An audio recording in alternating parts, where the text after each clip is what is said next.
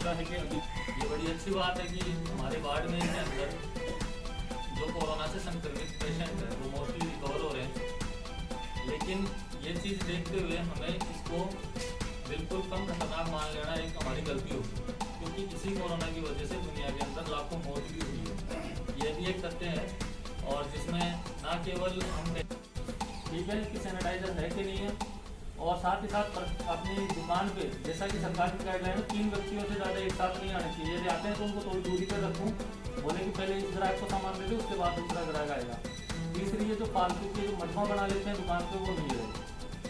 हम अच्छे से इन सब चीज़ों का पालन करें, ये हमारा कर्तव्य नहीं है अपने खुद को बचाने की। आप तो खुद को सोचो, क्योंकि आप जो दुकानदार बंधु हैं वो सबसे ज़्यादा संवेदनशील इस मामले में। आपके पास कौन आ रहा है आपको पता भी नहीं है।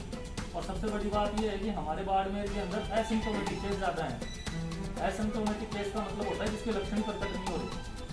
अब उसके तो लक्षण प्रकट नहीं हो रहे, लेकिन वो कोरोना का वाहक है, वो कोरोना दे सकता है आपको। मैं अभी मेरे अंदर कोरोना है कि नहीं है मैं कह नहीं सकता, क्योंकि एक्चुअल में एसिम्प्टोमेटिक पर्सन साधारण लगता है, जैसा मैं है आप वैसा ही लगता है, लेकिन उसके अंदर कोरोना है, उसको कुछ नहीं होगा, वो 7-8 दिन में रिकवर हो जाएगा। लेकिन उसकी ताकत क्या है कि वो आपको कोरोना दे सकता है।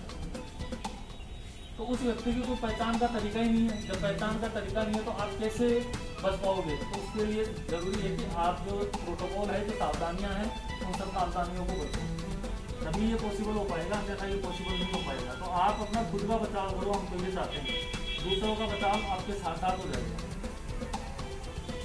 ठीक है, यही मेरी बात है।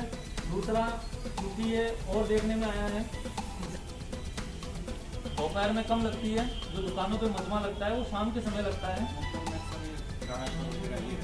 3-4 बजे के बाद हाँ, वो ही 7, 6:30 तो हम चाहते हैं कि वो चीज़ कम रहे, और वो चीज़ कम करने का एक तरीका ये है जो हमने टोटल में अपनाया था, वो सक्सेसफुल रहा था, और जो बाड़मेर में भी अपनाया जा रहा है इस समय, और लगभग हर जगह अपनाया जा रहा है, वो है कि हम एक दुकानों का निर्धारित समय कर दें। उस निर्धारित समय में दुकानें खुलें और उस निर्धारित समय में दुकानें अपने शट डाउन हो जाए। और यह एक मुद्दा है जो आपके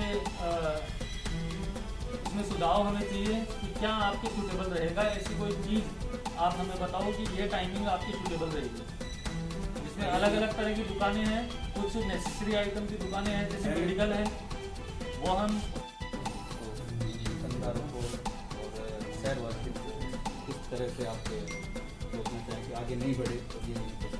जैसा कि हम जान रहे हैं कि ये जो कोरोना महामारी है, इसका संक्रमण जो है वो तेज़ी से फैलता है, और इससे बचाव का अभी केवल मात्र तरीका यही है कि जो प्रोटोकॉल इसमें डिसाइडेड है उनकी पालना की जाए।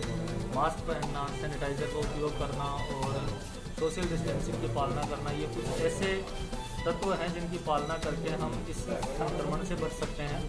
तो ऐसी स्थिति में व्यापारी बंधुओं को आज बुलाने का मकसद यही रहा, क्योंकि बाज़ार जो है वो भीड़ का एक कारण है कि यहाँ काफ़ी संख्या में लोग आते हैं। आसपास में बड़ा बाज़ार नहीं होने के कारण सेडवा का बाज़ार जो है वो एक बड़ा बाज़ार है, यहाँ पर बाहर से भी काफ़ी लोग आते हैं, तो यहाँ पर भीड़ जुटती है और जहाँ संक्रमण फैलने की ज़्यादा संभावना है। तो ऐसी स्थिति में हमने व्यापारी बंधुओं से आज यहाँ मीटिंग करके यही तय करने की कोशिश की है कि हम जो प्रोटोकॉल है वो बराबर फॉलो हो सके।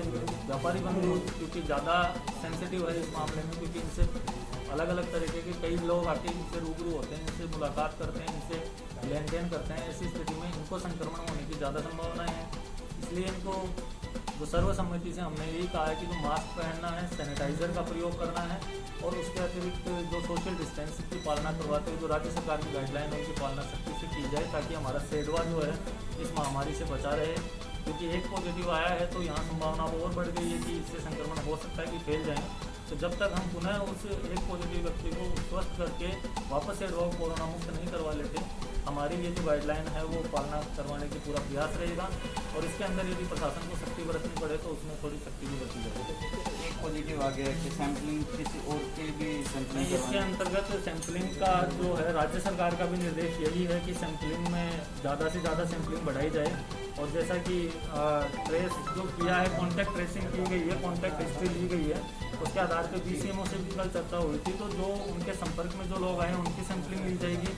उसके अलावा आमजन से भी हमारा यही अनुरोध रहेगा कि यदि उन्हें किसी प्रकार के सिम्टम, कोई भी खांसी, बुखार या इस तरह के आते हैं, तो हमारे कलेक्शन सेंटर जो बनाए हुए हैं, जो संबंधित